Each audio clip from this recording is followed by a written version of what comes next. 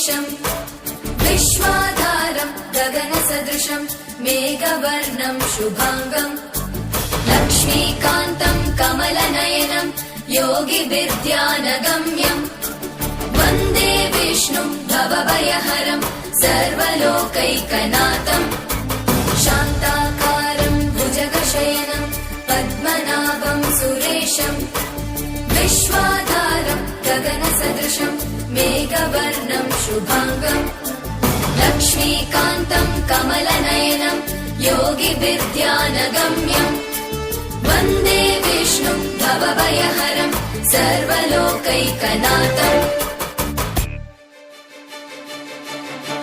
त्रैलोक्यपूजितः श्रीमान् सदा विजय वर्धते।